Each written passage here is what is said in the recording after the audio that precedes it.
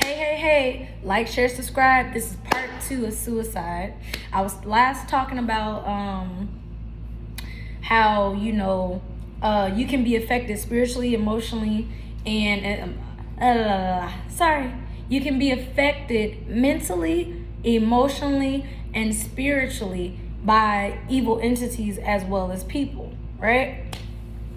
And basically, the reason why I say that I felt suicidal in my younger days is because I didn't understand the things that I understand now. Like, my mother, her name was on the house, and because her name was on the house, that means that the darkness that resides in her resides in that house. Any evil entities in her or on her reside in that house with her and me. I say that because we used to have a basement. And I remember the basement would be naturally cold during the summer and stuff like that anyway. But one particular day I was down there and it was like on some supernatural shit, like the show Supernatural, how you'll just be breathing and like the room gets cold as fuck. It was an unusual cold, like let's say the temperature downstairs is like 68, just naturally, no AC, none of that. Go in the basement, suddenly it's getting to be about 60 degrees or colder and shit. And it's just like, it's getting a little chilly down here. It's summertime. It's hot as fuck upstairs. That's why I went in the basement. And now it's cold as fuck to where I gotta get a blanket. Hold the fuck up. And I seen my breath one time and I was like, oh hell no. I just left the fucking room. I was like playing with the stereo, about to do something. And when I seen my breath, I got the fuck out that room. I immediately just left that fucking room, went upstairs. I'd rather be upstairs with the fan on, but there was a presence. And again, this goes to the supernatural shit that I was talking about.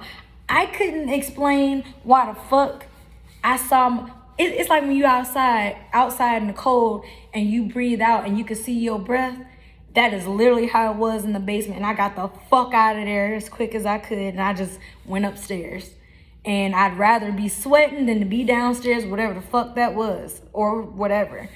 Either way, I feel like the reason why I got the fuck out of Dodge is because whatever entity that was, it meant me no good.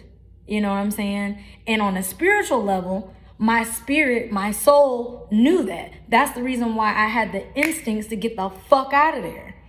And then on top of that, I wasn't even spiritually strong enough to understand, let alone defend myself. At this point, I'm strong enough to defend myself spiritually, in a spiritual sense. You know what I'm saying? I used to always have dreams that I was exorcising demons out of people as a kid. And as I grew up, and the older I got, the stronger the demons were in my dreams that I would be exercising. Little did I know that that's probably what the fuck I was really dealing with, was like demons that I, on some level, was like exercising away from me. Like, I'm gonna, for example, I know this topic is about suicide, but I'm breaking down the spiritual aspects that go into what leads to depression and suicide, or at least this is my thought process behind certain things. Because see, we are all sovereign beings with our own free will. Nobody can make you do anything. No evil entity or good entity, not even God, can make you do anything that you don't want to do. You have free will for a reason. So you choose to do evil or you choose to do good. So with that logic, I have to keep up with the time because I know I got my flight and stuff, and I can get deep into these damn YouTube talks and stuff. But yeah, so me and my mom are on two different sides of the fence spiritually. I am the light, she is the dark. But at the same time, there's duality. You can't have good without the bad. You can't have light without the darkness, right? But whatever evil entities that are attached to her, even probably to this day, they torment her, you know what I'm saying? Because I could just tell when I see her, I can tell and where her life is going. They shield her from like people being able to basically, this is my logic, if you can unknowingly welcome an evil entity. And this also goes into generational transgressions. So for example, let's say my great-grandmother, my grandmother, and my mom, let's say all of them are narcissists, for example, right?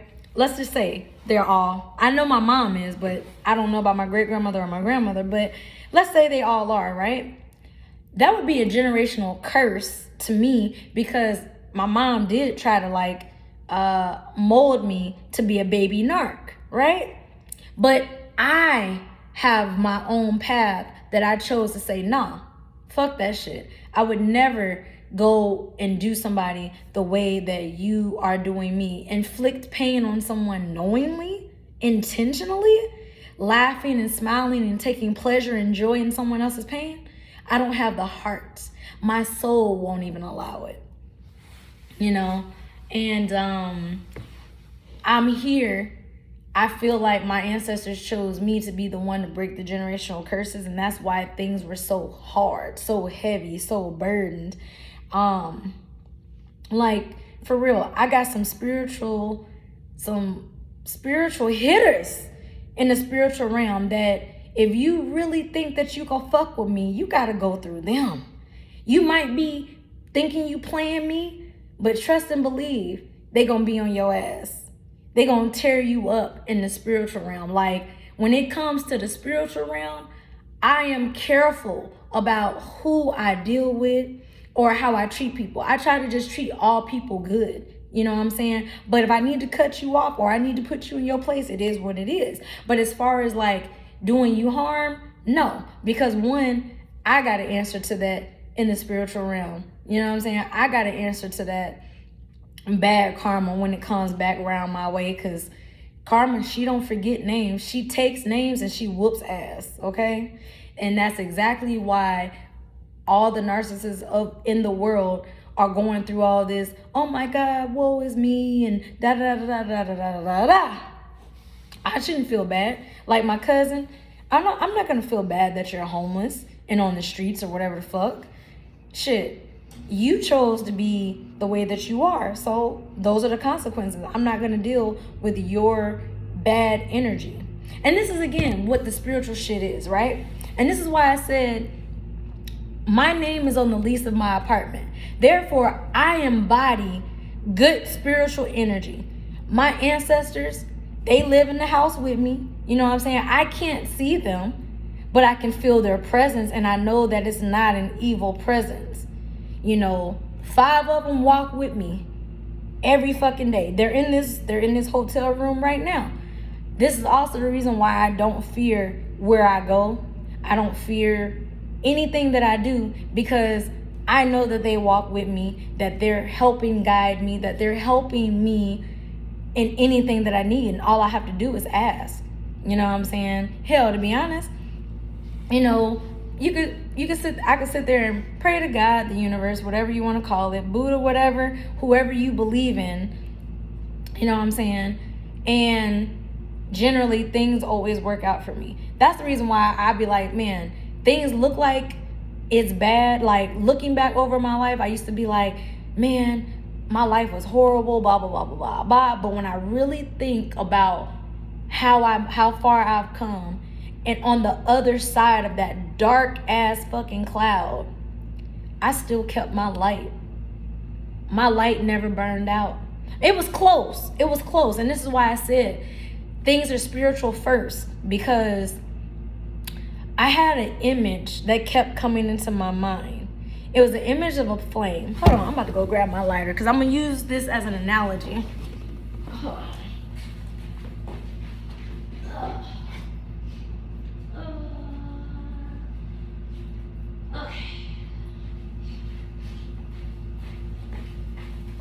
So, with a lighter, you know this is fire.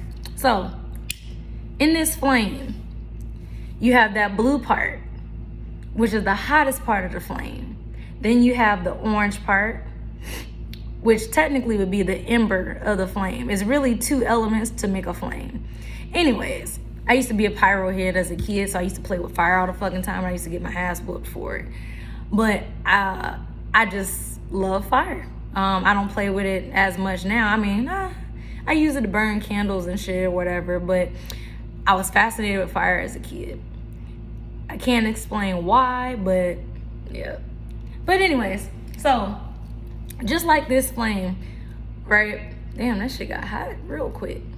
So we all have a light inside of us. Everyone does, including my mom. But you know what? It's not my job to spark her light. She made her decision to go down the path that she went down, and she's lost in darkness. But me being the light, holding up my torch, I'm not gonna let my flame go out for her or anyone else. Damn, I was hoping to nope, it won't shrink. Okay, anyways, so imagine, this is the analogy of how I would break it down, right? So this is a person's spirit. This is their light. This is their essence. This is who they are. You have, toxic people and negative entities. Because again, spiritually, we fight against principalities. We don't fight against flesh and blood when it comes to spiritual battles. And those spiritual battles be fucking serious battles, y'all. Serious fucking battles. This is why I don't judge people or their demons. If you got sex addictions, or you battling alcoholism, or whatever your demons are, that's your battle to fight. Nobody else can fight those battles for you.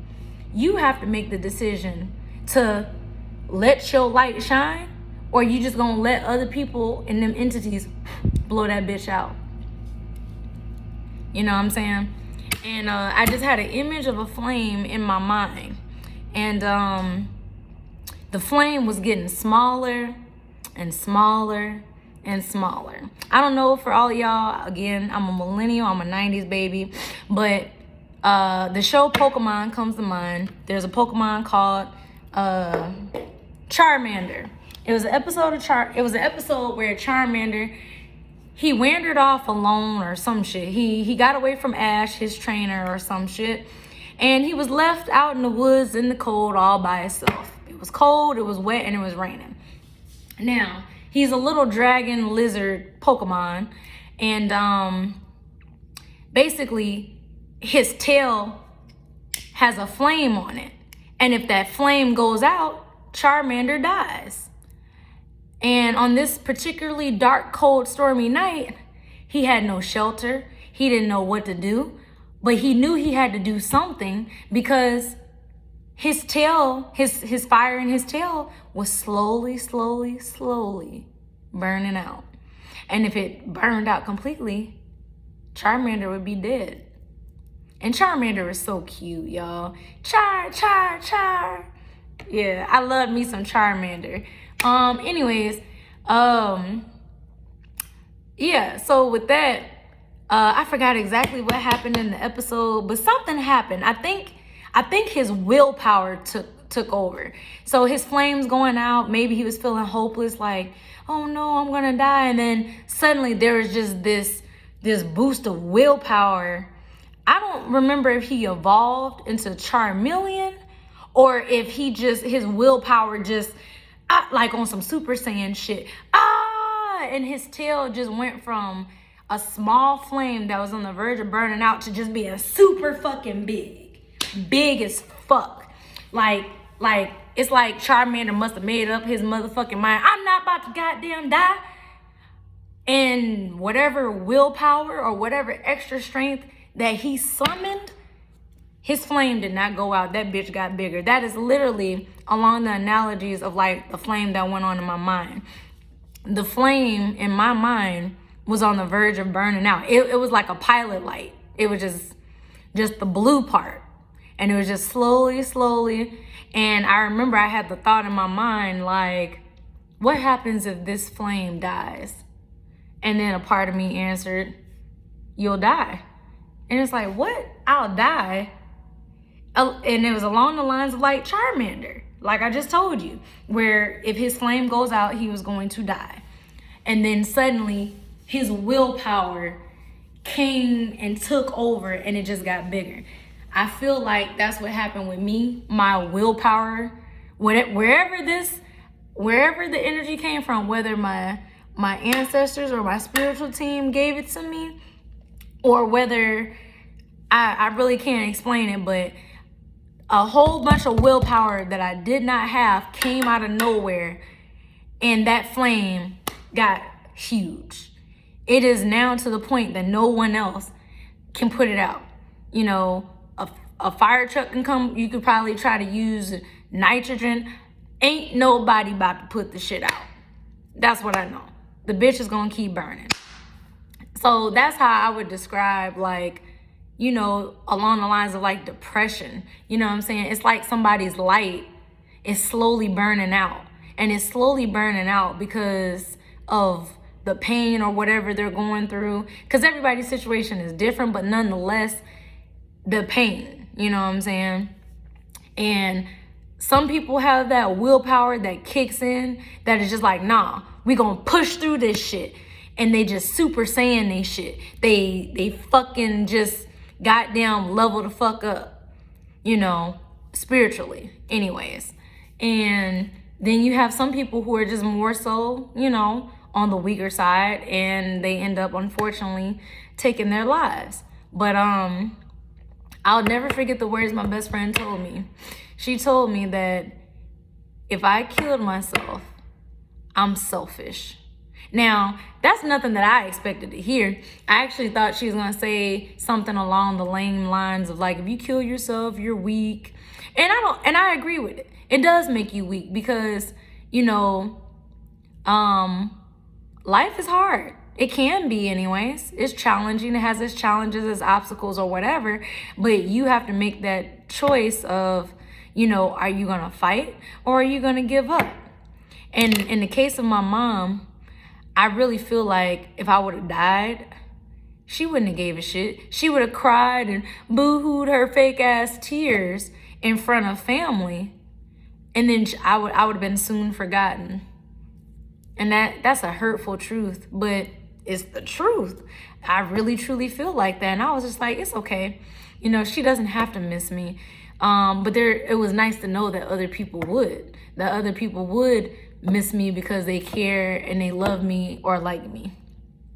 So, you know what I'm saying? And even if it wasn't people, then I know my pets would miss me. You know what I'm saying? Because pets, they have an attachment to their owners that if the owner dies, those pets, they carry that pain because they miss their owner. Especially if animals are not dumb. Animals are very smart to know, like, oh, my owner died, or oh, you know what I'm saying? And they're gonna know, like, I miss them or this and that. So I can picture, like, if somebody played a voice recording of my voice to my cats and my cats know that I'm dead, they're going to respond to that voice, probably lay on the phone, come close to the phone, probably want to look at the phone because they could see my face and hear my voice. And it's like a comfort because it's like, I miss her. Animals are like that with, you know, their owners that end up passing away. Animals are like that when they sense that death is near too for their owner. They will stick by their owner's side until that owner passes away. That is how loyal animals can be. And this is why I feel like if you are struggling, say, with depression, suicidal thoughts, anything like that, it's good to have a pet, you know, because that pet is going to love you unconditionally. You know, you can spank it, you know, yell at it. You know, you can kind of be mean to the pet, but the pet will still have that unconditional. They'll have their little attitudes like snap at you, turn their back on you or whatever. But nonetheless, they like, that's my human. And you like, that's my dog or that's my cat or that's my whatever pet you have. Cockatoo, you know, spider, lizard, whatever. But on a spiritual level, it just blew my mind when my best friend told me that shit. She was like, if you kill yourself, you'll be selfish. And I was like, selfish? How the fuck would I be selfish if, and she broke it down to me. She's like, you're going to be selfish because if you leave, you're leaving behind people who care about you, people that love you. You know what I'm saying? And that was, again, mind you, I was conditioned that I have no friends, and the friends that I had at school are just superficial, fake. Don't get me wrong, people can be superficial and fake, but to this day, like, I've known her since middle school, and to this day, we still have a good ass relationship. I mean, she's busy living her life, I'm busy living mine, but nonetheless, we can always call and text or link up at some point. And it's like we never skipped a beat. If anything, I'll kind of fill her in with things to do with me and vice versa. But nonetheless, and then that's when I realized too that my mom being a narcissists don't have friends. Narcissists can never truly have friendships that are long term like that. My mom wants to try and, convince me that those aren't your friends and da da da da. I've known them a long time. The fact that I have their numbers to be able to call, text them, or, hit them up on social media or whatever, I don't expect them to respond back to me immediately, but just whenever they have time or whatever, because I understand they have a life. I have a life. But, yeah. And, me, I guess I call myself paying it forward type deal. That's why I tell, like, my niece, and then anybody else who hears this, that, shoot, talk to me. I would rather be that person to listen to you than for you to go and basically off yourself. Because you're here for a purpose. You have a reason to be here. And no one else can replace you. We all have an energy signature in the cosmos. Energy is neither created nor destroyed. So with that being said, your soul is your soul. And what you bring here to this planet during your lifetime here, you are the only one that can do it. Don't get me wrong, there's thousands of authors out there, but nobody can write a book like me. Nobody can copy my essence. Nobody can copy my words. I mean, they can, but the essence. And see, that's the thing.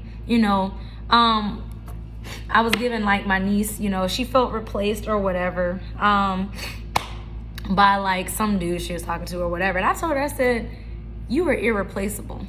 A person can replace you, like, oh, I'm going to dump you and then I'm going to go with this person. So society has conditioned you to believe that you're replaceable. You're not replaceable. You're not loved one. You're not family.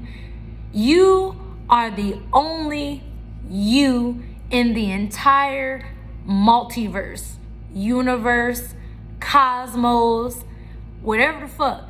You are the only you. Now, as far as, like, the multiverse goes, there's different versions of you, but nonetheless, those versions of you are you. You have that essence. No other essence compares to you, if you get what I'm saying. So in other words, I know for me that if I break up with somebody or they break up with me, however it goes, there would used to be those rejection or abandonment wounds, which was triggered more or less being that it started with my mom, because she would abandon me.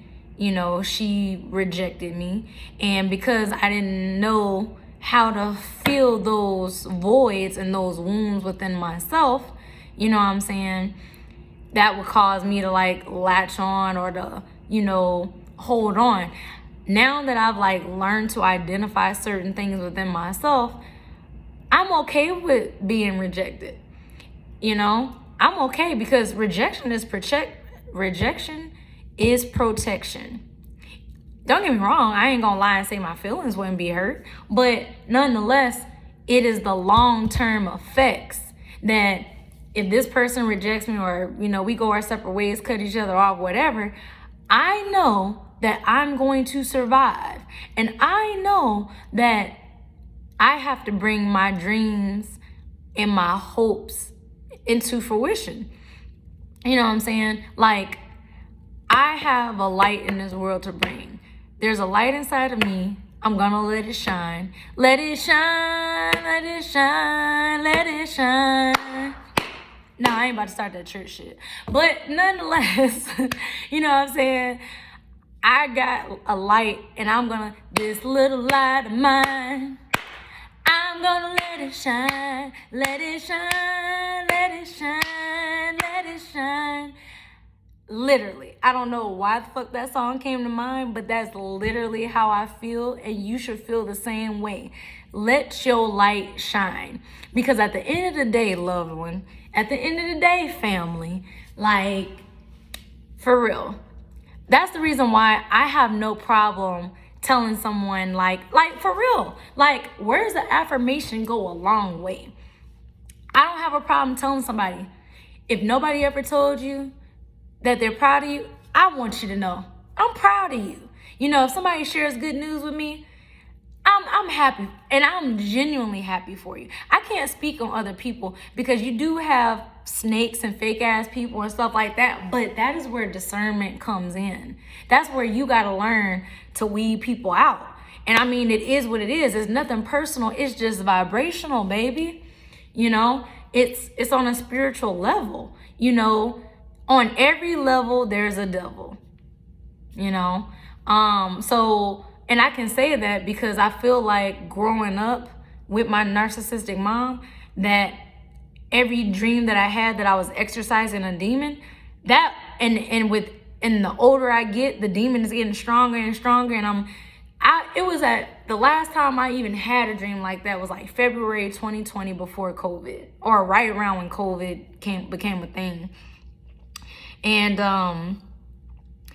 yeah, I remember I had a dream, exorcised the demon out that person or whatever, and I woke up extremely drained. Like, I'm talking about, I could barely move my arms, barely move my legs. I barely wanted to hop up out the bed because I was so drained. I was drained emotionally. I was drained mentally. I was drained physically and emotionally. I mean, luckily my money was good at the time, but eventually that shit got drained too. And I don't know really what the fuck was going on, but I just knew that whatever was going on in my environment or whoever I was around, I had to change that shit up. And that's why I say, matter of fact, I'm about to make a part 3, because, you know, it's a lot. Like, this spiritual shit is like, it's real spiritual warfare out here. And I feel like that is what depression and anxiety and stress and fear and guilt and shame, these are all low vibrational entities that latch onto you. I'm about to start a part 3 because, like, for real, like, the shit is real. So I'm about to start part 3. I'll see you at part 3. Like, share, subscribe, all that good stuff though, okay?